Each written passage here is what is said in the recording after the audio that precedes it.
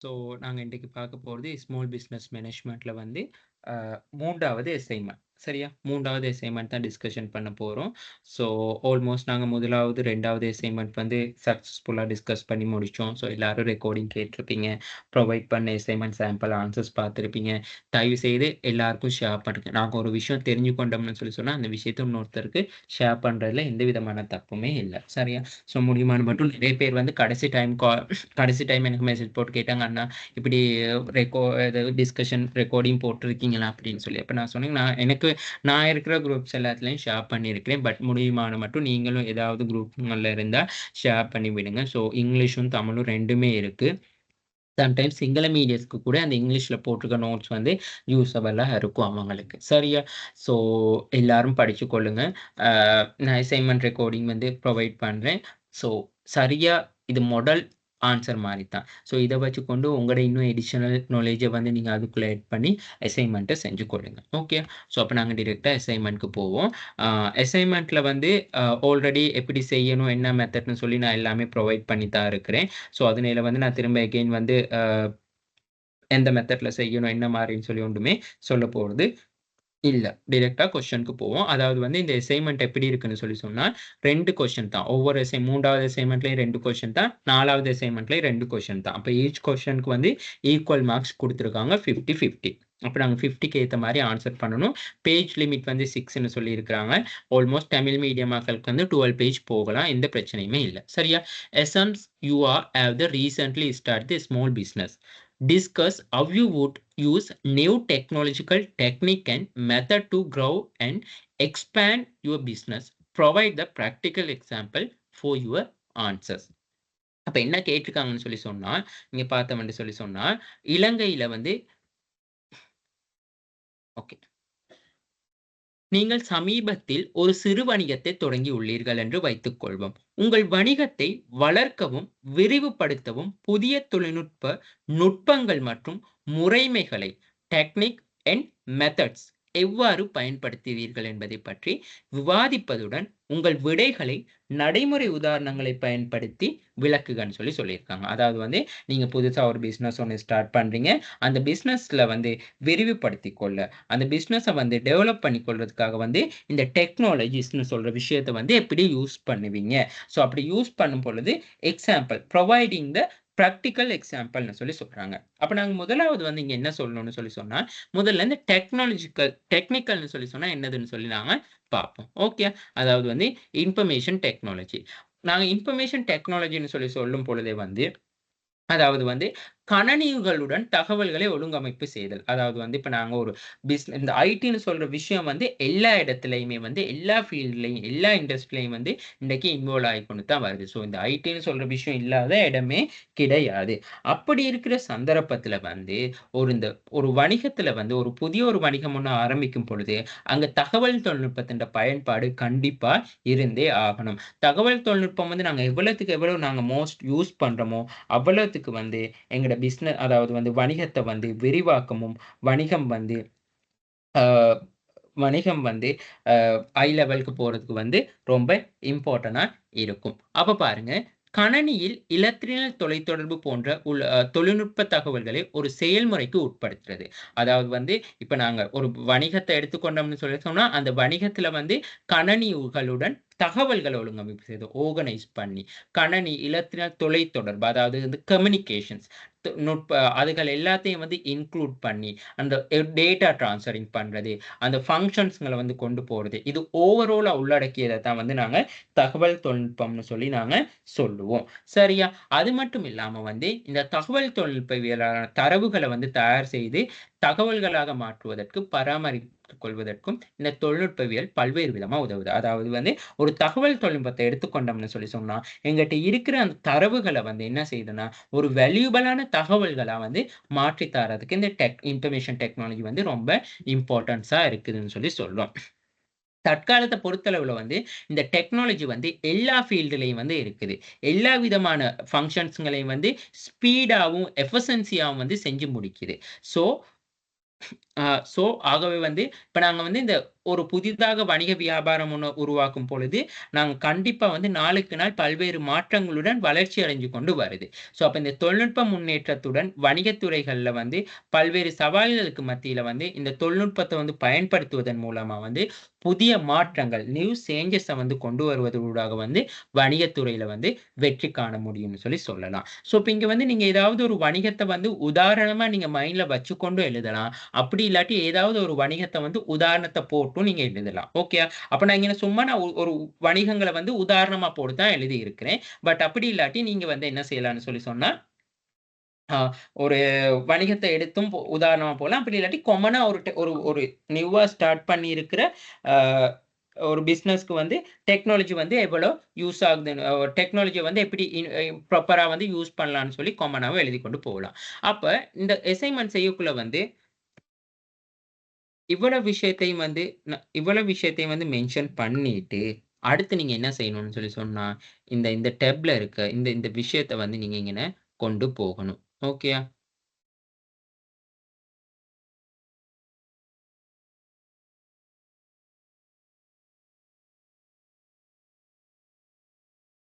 Okay. சரியா? அப்ப அதாவது வந்து இப்ப இங்க என்ன சொல்றாங்கன்னு சொன்னா, அடுத்த விஷயத்துக்கு வருவோம். ஓகே.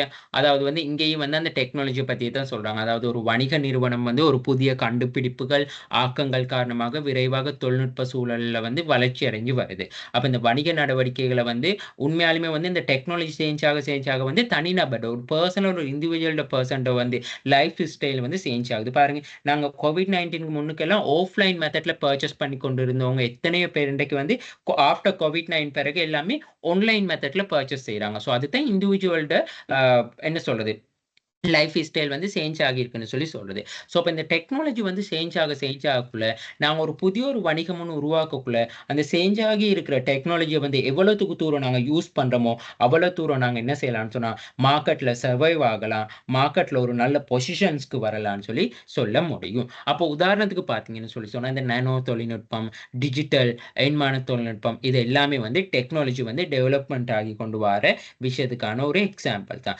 இந்த டிஜிட்டலைசேஷன்ஸ் எல்லாமே வந்து நாங்க பிசினஸ்ல வந்து நாங்க சக்சஸ்ஃபுல்லா வந்து என்ன செய்யலாம்னு சொன்னா, யூஸ் பண்ணணும்னு நாங்க சொல்லுவோம். அப்போ உதாரணத்துக்கு பாருங்க, இப்ப நாங்க டெக்னாலஜிய வந்து எடுத்துக்கொண்டா ஒரு பிசினஸ்ல எப்படி யூஸ் பண்ணலாம்னு பார்த்தா, இப்ப ஆரம்பத்துல பாருங்க அதாவது அப்பேரல் இண்டஸ்ட்ரி எடுத்துக்கொண்டா, ஆரம்பத்துல நாங்க அப்பேரல் இண்டஸ்ட்ரில அந்த ஆடைகள் எல்லாமே வந்து நார்மலா ஒரு சாதாரண இயந்திரங்கள்ல வந்து தச்சு கொண்டு இருந்தோம். அப்புறம் இந்த நவீன தொழில்நுட்பம் வந்து பயன்படுத்தக்குள்ள வந்து நாங்க என்ன செய்றோம்னு சொன்னா, நவீன இயந்திரங்கள், கலனி தொழில்நுட்பங்கள பயன்படுத்தி அந்த ஆடைகள வந்து நாங்க என்ன செய்றோம்னு சொன்னா தச்சு கொண்டு போறோம். அப்ப நீங்க இங்க வந்து காமனா எழுதலாம். அதாவது புதிதா ஒரு பிசினஸ் ஒண்ணு ஸ்டார்ட் பண்ணியிருக்கக்குள்ள வந்து நாங்க என்ன செய்யலாம்னு சொன்னா, நவீன இயந்திரங்கள், நவீன தொழில்நுட்பங்கள வந்து கையாளக்கூடிய மாரி என்ன செய்யலாம்னு சொன்னா, உற்பத்திகள வந்து மேற்கொள்ளலாம். உதாரணம் வந்து போட்டு ஆடைகள வந்து தைக்கிறதுன்னு எக்ஸாம்பிள் வந்து நீங்க போடலாம். அடுத்தது வந்து நாங்க வந்து என்ன செய்யலாம்னு சொன்னா, இப்ப ஆரம்பத்துல ஒரு இன்ஃபர்மேஷன்ஸ் வந்து நாங்க தகவல் ஒரு பிசினஸ் இன்ஃபர்மேஷன வந்து போஸ்ட் மூலமா தான் பெற்றுக்கொண்டோம். ஆனா படிப்படியா முன்னேறி வந்து இப்போ ஒரு பிசினஸ் அதாவது ஒரு வணிகத்துல வந்து இன்ஃபர்மேஷன வந்து நாங்க ஷேர் பண்ணிக்கொள்ளவோ, இன்ஃபர்மேஷன வந்து இன்னொருத்தருக்கு வந்து நாங்க என்ன சொல்றது? சென்ட் பண்ணவோ அப்படி இல்லாட்டி நாங்க இன்ஃபர்மேஷன் ஒண்ணு ரிசீவ் கொள்றதா இருந்தாலுமே கூட, இப்ப நவீன டெக்னாலஜியான டெலிஃபோன்ஸ், ஃபேக்ஸ், இமெயில்ஸ் அதுகள தான் யூஸ் பண்றோம். இது வந்து பிசினஸ்க்கு வந்து ரொம்ப ஹெல்ப்ஃபுல்லா இருக்குன்னு நாங்க சொல்ல முடியும். எங்களுக்கு இங்க கொஸ்டின்ஸ் கேட்டிருக்காங்க பாருங்க. கொஸ்டின்ஸ் கேட்டிருக்காங்க வந்து, நாங்க தொழில்நுட்பம் மற்றும் முறைமைகள வந்து எவ்வாறு பயன்படுத்துறதுன்னு சொல்லி. அப்ப நாங்க வந்து இந்த டெக்னாலஜிய வந்து பயன்படுத்துறது மூலமா விரைவாக சேவைகள வந்து பெற்றுக்கொள்ள முடியும்னு நாங்க சொல்லலாம். சரியா? அடுத்தது வந்து நீங்க சொல்லுவீங்க, ஆரம்பத்துல அதாவது விளம்பரங்கள். இப்ப நாங்க இந்த விளம்பரம் அட்வர்டைசிங் செய்யறோம். இப்ப நாங்க புதுசா தான் ஒரு பிசினஸ் ஸ்டார்ட் பண்ணியிருக்கோம். அப்ப அந்த அட்வர்டைசிங், அந்த இன்ஃபர்மேஷன்ஸ் எல்லாமே நாங்க என்ன செய்யலாம்னு சொன்னா, நாங்க அந்த social media Facebook, WhatsApp, Twitter அ என்ன சொல்றது? YouTube அதுகள்ல வந்து நாங்க அட்வர்டைசிங் பண்ணலாம். அது மட்டும் இல்லாம டெலிவிஷன்ஸ், பேப்பர்ஸ்லயும். இதுகளுக்கு வந்து நாங்க அந்த டெக்னாலஜிய வந்து எப்படி யூஸ் பண்றோம்னு சொல்லி தான் நாங்க எக்ஸாம்பிள் வந்து நாங்க சொல்லப் போறோம். அடுத்தது வந்து இப்ப ஆரம்ப காலகட்டத்தில வந்து இப்ப அக்கவுண்ட்ஸ் எல்லாமே பார்த்தீங்கன்னு சொன்னா, எ ஏன்னா மேனுவலா தான் செஞ்சாங்க. இப்ப வந்து நாங்க அந்த இன்ஃபர்மேஷன் சிஸ்டம் அதாவது வந்து கணக்கு பதிவுகள் அது எல்லாத்தையும் வந்து நாங்க இப்ப ஒரு சிஸ்டம் மூலமா வந்து அதாவது நாங்க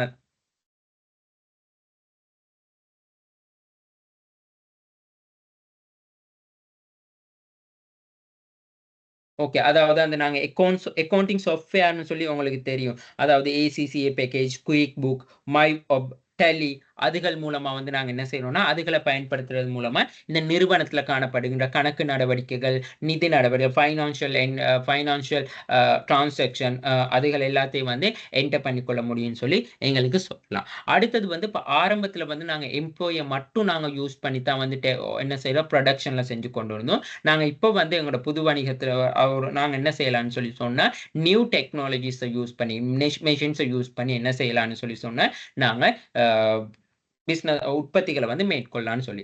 சரியா? இன்னொரு விஷயம் நோட் பண்ணிக்கொள்ளுங்க. இதுல வந்து நாங்க யூஸ் பண்ற மாரி இந்த சாட்பாட், ஏஐ டூல்ஸ் அதுகள் எல்லாமே இதுக்குள்ள போடலாம். ஆனா, நாங்க எடுத்திருக்கிற வணிகம் வந்து சிறு வணிகம். சிறு வணிகத்துக்குள்ள வந்து நாங்க இந்த robotic system, chatbot, CRM system அதுகள் எல்லாமே வந்து இன்க்ளூட் பண்ண முடியாது. நீங்க வேணா சும்மா Googleல சர்ச் பண்ணி பார்த்தீங்கன்னா, சஜெஷன் காட்டுறது அதுதான். ஆனா, லாஜிக்கலா திங்க் பண்ணி பாருங்க. ஒரு சிறிய வணிகத்துல வந்து நாங்க உடனடியா வந்து ஏஐ சிஸ்டத்த கொண்டு வர இயலுமா? அப்படி இல்லாட்டி சாட்பாட் கொண்டு வர இயலுமா? கொண்டு வர முடியாது. அப்ப நாங்க பாசிபிளான விஷயங்கள தான் கதைச்சு கொண்டு போறோம். சரியா? அப்ப இந்த தொழில்நுட்ப சூழல்ல ஏற்படுற விரைவான மாற்றம் காரணமாக வந்து சகல உற்பத்தி செய்ற பொருட்கள் எல்லாமே வந்து என்ன செய்யலாம்னு சொல்லி சொன்னா, நாங்க அந்த எக்ஸ்பயர்ட் ஆகுறதுக்கு முன்னுக்கே வந்து நாங்க என்ன செய்யலாம்னு சொல்லி சொன்னா, வெளிநாடுகளுக்கு குளோபல் மார்க்கெட்க்கு வந்து அனுப்ப முடியக்கூடியதா இருக்குது. அதாவது எக்ஸ்போர்ட் பண்ணக்கூடிய மாரியெல்லாம் இருக்குது. ஸோ இது எல்லாமே வந்து நாங்க அந்த டெக்னாலஜிய பயன்படுத்தி செஞ்சு கொள்ள முடியும்னு சொல்லி சொல்லலாம். ஓகேயா?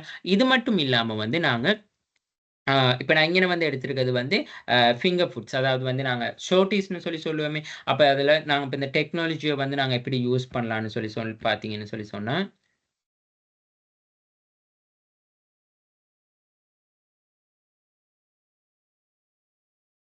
ஓகே. இத இங்க நான் போட்டுக்கொள்றேன். ஓகே. இந்த டெக்னாலஜி எப்படி யூஸ் பண்ணேன்னு சொன்னா, நாங்க இப்போ ஒரு பேமெண்ட் வழங்கக்குள்ள ரிசிப்ட் வழங்குறது, இன்வாய்ஸ் வழங்குறது. ஸோ இதுக்கு எல்லாத்துக்கும் வந்து நாங்க அந்த மெஷின்ஸ் அந்த பிரிண்டர் மெஷின்ஸ் யூஸ் பண்ணி, எலக்ட்ரானிக் ரிசிப்ட் வழங்குறது. அதாவது பில்ஸ் எல்லாம் கையில எழுதி கொண்டு இருக்காம, அந்த மாரியான விஷயங்களுக்கு. அடுத்தது வந்து இப்ப வாடிக்கையாளர், இப்ப கஸ்டமருக்கு நாங்க இன்ஃபர்மேஷன்ஸ் குடுக்குறது, அப்படி இல்லாட்டி சப்ளையருக்கான இன்ஃபர்மேஷன்லாம் நாங்க சேர்த்து வச்சுக்கொள்றதுக்காக வந்து, நாங்க ஒரு சாஃப்ட்வேர் ஒண்ணு யூஸ் பண்ண முடியும். அதுதான் நாங்க சிஆர்எம் சிஸ்டம்னு கூட நாங்க சொல்லுவோம். ஸோ அத வேணா நீங்க போட்டுக்கொள்ளலாம். நாங்க அதாவது இப்ப நீங்க சொல்லுவீங்க டேட்டாபேஸ்ன்னு சொல்றது. அப்ப டேட்டாபேஸ் சிஸ்டத்த யூஸ் பண்ணி எங்கிட்ட இருக்கிற வாடிக்கையாளர்ட இந்த கஸ்டமர்ட இன்ஃபர்மேஷன்ஸ், சப்ளையர்ட இன்ஃபர்மேஷன்லாம் வந்து நாங்க ஏ டூ இசட் அப்டேட் பண்ணிக்கொள்ள முடியும்னு சொல்லி நீங்க போடலாம். அடுத்தது வந்து நாங்க இந்த இன்வென்டரிய வந்து கண்ட்ரோல் பண்ணி வச்சுக்கொள்றதுக்காக ரெக்கார்டிங் மெயின்டெயின் பண்றதுக்காகவும் நாங்க சிஸ்டத்த வந்து யூஸ் பண்ணலாம். ஒரு சில சிஸ்டம் இருக்கு டெக்னிக் வந்து அந்த டெக்னிக்க யூஸ் பண்ணி நாங்க அதுக்கு என்ன சொல்லலாம்னு சொன்னா, இப்ப எங்கிட்ட வந்து இவ்வளோ இன்வென்டரி வந்து எவ்வளோ நாங்க வச்சிருக்கோம், எவ்வளோ எங்கிட்ட ஸ்டாக் இருக்கு, இன்னும் இன்வென்டரி எவ்வளோ எங்களுக்கு தேவை.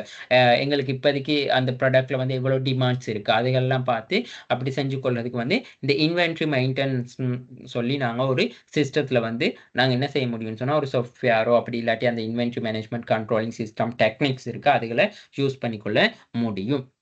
சரியா? அப்புறம் இருப்பு மற்றும் அடிப்படை கணக்கிகள்ல வந்து கணினிமயமாக்குறது. அதாவது நான் சொன்ன மாரி அந்த டெலி, குயிக் புக் அந்த மாரியான விஷயங்கள். அடுத்தது அந்த விளம்பரப்படுத்தல்கள், சந்தை விரிவுபடுத்துறதுக்கெல்லாம் வந்து இலத்திரன் வணிகத்தில நுழைய வந்து நாங்க என்ன செய்யலாம்னு சொல்லி சொன்னா, இ-காமர்ஸ், இ-பிசினஸ் அதுகள வந்து டெவலப் பண்ணலாம்னு சொல்லியும் சொல்ல முடியும். சரியா? அடுத்தது அது இல்லாம வேற விஷயங்கள் கொஞ்சம் நாங்க பார்ப்போம். ஆ இணையதளத்த உருவாக்க. அதாவது இப்ப நாங்க சொன்னோம், எங்கட ப்ராடக்ட்ட வந்து நாங்க வந்து இன்டர்னல் இல்லாம இன்டர்னல் கண்ட்ரிக்கு நாங்க என்ன சொல்றோம், குளோபலுக்கு இல்லாம இன்டர்நேஷனல் லெவல்ல வந்து எக்ஸ்போர்ட் பண்ணணும்னா, கண்டிப்பா வந்து நாங்க ஒரு வெப் பேஜ் ஒண்ணு கிரியேட் பண்ணணும். அப்ப நாங்க அந்த வெப் பேஜ வந்து சரியான முறையில கிரியேட் பண்ணி அட்ராக்டிவா அதுல வந்து எங்கட குளோபலைசேஷன் ப்ராடக்ட் எல்லாம் நாங்க போடக்குள்ள, அத நாங்க அட்வர்டைசிங் பண்ணக்குள்ள வந்து எங்கட வெளிநாட்டிலயும் வந்து எங்களுக்கான ஆர்டர்ஸ் எல்லாம் இப்ப பாருங்க நெறைய என்டர்பிரனர்ஸ்லாம் இருக்காங்க. சின்ன சின்ன நீங்க Facebookல பார்த்தீங்கன்னா தெரியும். ஸோ அந்த நெறைய அந்த சிங்கள கேர்ல்ஸ் எல்லாம் இருக்காங்க. அந்த சின்ன சின்ன கீ டக் செய்றது, தமிழ் கேர்ல்ஸும் இருக்காங்க. ஸோ அந்த கீ டக் செய்றது, அந்த மாரியான விஷயங்கள்லாம் அந்த நெறைய ஃபாரினர்ஸ்க்கு செஞ்சு குடுக்குறது. அந்த கடல் அந்த மாரியான சின்ன சின்ன அந்த என்ன சொல்றது? யூனிக்கான ஐட்டம்ஸ் வந்து செஞ்சு குடுக்குறதுலலாம் இருக்காங்க. ஸோ அதெல்லாமே வந்து இந்த இந்த மாரியான ஒரு வெப் பேஜோ, அப்படி இல்லாட்டி ஒரு Facebook பேஜோ, அப்படி இல்லாட்டி ஏதாவது ஒரு பேஜ் ஒண்ணு பிசினஸ் பேஜ் ஒண்ணு கிரியேட் பண்ணிக்கொண்டு, அவங்களோட பிசினஸ வந்து விரிவாக்கிக் கொண்டு போறாங்க. அப்ப நாங்களும் இந்த அறிமுகப்படுத்தியிருக்க அந்த வணிகத்தில புதிதா உருவாக்கப்படுற வணிகத்தில வந்து, அப்படி எங்களுக்குன்னு ஒரு வணிகத்துக்கான ஒரு பேஜ் ஒண்ணு கிரியேட் பண்ணணும். ஸோ அதன் கிரியேட் பண்ற மூலமா எங்களுடைய ஆக்டிவிட்டீஸ், எங்களோட பிசினஸ் ப்ராசஸிங், எங்களோட பிசினஸ் அவுட்புட் அதுலருந்து எங்களோட என்ன சொல்றது? எங்க பிசினஸ் சம்மந்தமா எல்லா இன் டீட்டெயில்ஸையும் வந்து அப்டேட் பண்ணிக்கொண்டே இருக்கலாம். ஸோ அதுதான் இந்த விஷயத்துல வந்து நான் இங்கன சொல்லி இருக்கிறேன். ஓகேயா? ஸோ அது மட்டும் இல்லாம வந்து இது நான் ஒரு ஒரு ஃபுட் கேஃபேய வந்து நான் உதாரணத்துக்கு எடுத்து தான் நான் இங்கன சொல்லி இருக்கிறேன் வந்து பாருங்க. அ தொழில்நுட்பம் வந்து அந்த நிறுவன செயற்பாடுகள், அதாவது இப்ப நாங்க என்டையர் ஆர்கனைசேஷன்ட்ட வந்து ஃபங்ஷன்ஸ வந்து டெக்னாலஜி வந்து ரொம்ப இம்பார்ட்டன்ஸ்ன்னு சொல்லி சொல்றோம். செயற்பாடுகள வந்து சரியா கொண்டு போறதுக்கு.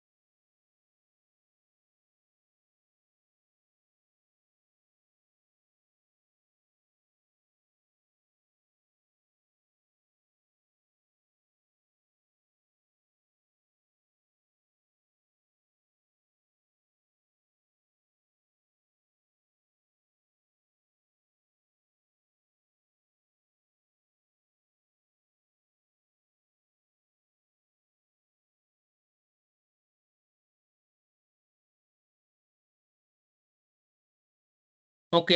ஸோ அப்ப நாங்க இங்க வந்து என்ன செய்யலான்னு சொல்லி சொன்னா, இந்த டெக்னாலஜிய வந்து நாங்க எப்படி எங்கட ஆர்கனைசேஷன்ல வொர்க் பண்ற மேனேஜர்ஸா இருக்கலாம், சூப்பர்வைசரா இருக்கலாம், எம்ப்ளாயீஸா இருக்கலாம். அவங்களுக்கு எப்படி இந்த டெக்னாலஜி சம்பந்தமா நாங்க நாலேட்ஜ வந்து அவங்களுக்கு ஷேர் பண்றது. ஏன்னு சொன்னா, இப்ப இங்க கொஸ்டின்ல கேட்டிருக்கான் தானே. நாங்க ஒரு வணிகத்த விரிவுபடுத்தணும்னு சொல்லி சொன்னா, நாங்க இந்த புது புது டெக்னாலஜி கொண்டு வந்தா மட்டும் காணாது. அந்த டெக்னாலஜிய சரியா யூஸ் பண்ணிக்கொள்ள, அத சரியா மேனேஜ் பண்ணிக்கொள்ள, அந்த ஆர்கனைசேஷன்ல இருக்கவங்களுக்கு வந்து என்ன செய்யணும்? அதுக்கான டேலண்ட் ஒண்ணு இருக்கணும். அதத்தான் இங்கன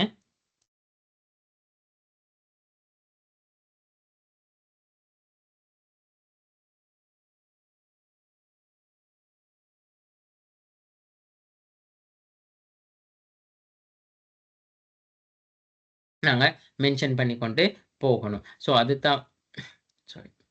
ஸோ அதுதான் வந்து நான் இங்க வந்து சொல்லியிருக்கிறது வந்து, ஸோ அவங்களுக்கான நாலேட்ஜஸ் அதுகள் எல்லாமே தேவைன்னு சொல்லி. அடுத்தது வந்து அந்த டெக்னாலஜி, அந்த மெஷின்ஸ், அந்த டூல்ஸ் எல்லாம் வந்து அவங்க முறையா வந்து இயக்குறதுக்கு, அதாவது அந்த ஃபங்ஷன்ஸ் பண்றதுக்கு, ஸோ அது தொடர்பான ஒரு நாலேட்ஜ் ஒண்ணு இருக்கணும். ஸோ அடுத்தது இப்ப இந்த இப்ப நாங்க சூப்பர்வைசரா இருக்கலாம், மேனேஜர்ஸா இருக்கலாம், அப்படி இல்லாட்டி அந்த ஆர்கனைசேஷன்ல இருக்கிற ப்ரொப்ரைட்டரா இருக்கலாம். ஸோ அவங்களுக்கு வந்து இந்த மெஷின்ஸ், இந்த கேஷ் மெஷின்ஸா இருக்கலாம்.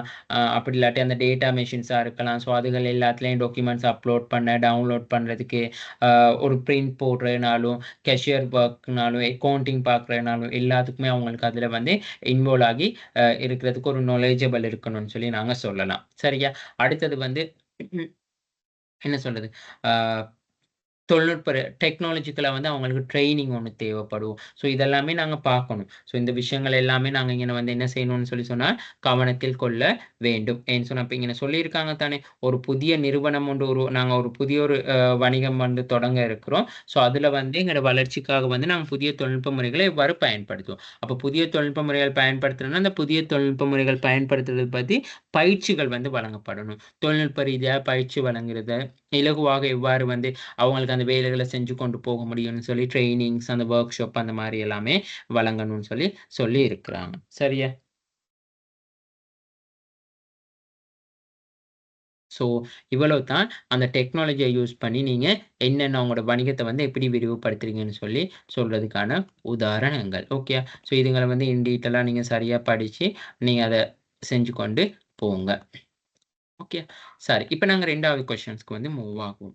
2வது கொஸ்டின்ஸ் வந்து என்ன சொல்லியிருக்காங்கன்னு சொல்லி சொன்னா, பாருங்க. "Only large scale business need to follow the business ethics and showcase socially responsible behaviour. There is no need to for a small business to think about business ethics or ethical behavior as they are small in scale and not frequently monitored by the authorities. Do you agree with above statement? Justify your answer with example ன்னு சொல்லி கேட்குறாங்க.